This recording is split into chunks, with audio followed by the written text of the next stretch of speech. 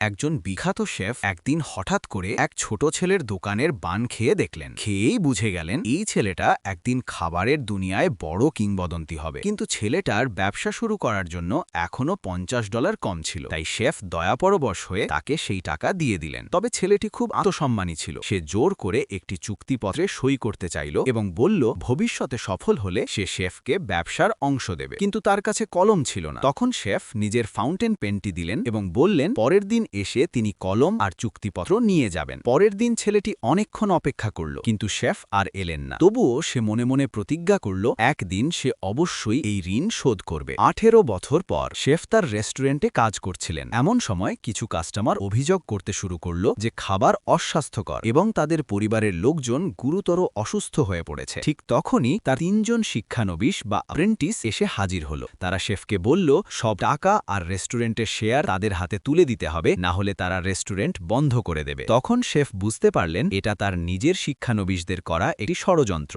Restaurant বাঁচানোর জন্য তিনি একাই ক্ষুব্ধ কাস্টমারদের সামনে দাঁড়ালেন। হঠাৎ একটি বোতল এসে তার হাতে আঘাত করল, কিন্তু তিনি রাগ না করে নিজের ভুল স্বীকার করলেন এবং 3 দিনের মধ্যে সব ক্ষতিপূরণ দেওয়ার প্রতিশ্রুতি দিলেন। সেই রাতে তিনি নিজের সব সম্পদ বিক্রি করলেন। তবুও $30,000 কম পড়ে গেল। তিনি এক বন্ধুর কাছে সাহায্য চাইলেন, কিন্তু সেই বন্ধু সম্পূর্ণ বদলে গিয়েছিল। সে জোর করে শেফকে রেস্টুরেন্ট হস্তান্তরের কাগজে সই করাতে চাইল। ঠিক তখনই শিক্ষানবিশরাও সেখানে এসে পড়ল। তখন শেফ বুঝলেন স্বার্থের সামনে বন্ধুত্ব কতটা তুচ্ছ।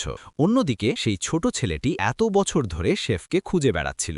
অবশেষে সে শেফের ঠিকানা পেয়ে গেল এবং দ্রুত ছুটে এলো ঋণ শোধ করতে। এদিকে সবাই যখন শেফকে জোর করে সই করাতে যাচ্ছে, ঠিক শেষ মুহূর্তে একটি গ্রুপের সহকারী সেখানে পৌঁছল। সে শেফকে চিনে ফেলল। এক শিক্ষানবিশ ভেবেছিল সহকারীটি বিনিয়োগ করতে এসেছে, তাই সে শেফকে তাড়িয়ে দিতে চাইল, কিন্তু সহকারীটি তাকে জোরে একটি চড় মারল। বাকি 2 শিক্ষানবিশ হতভম্ব হয়ে গেল। এরপর সহকারীটি যা বলল তা শুনে তারা ভয়ে কাঁপতে শুরু করল।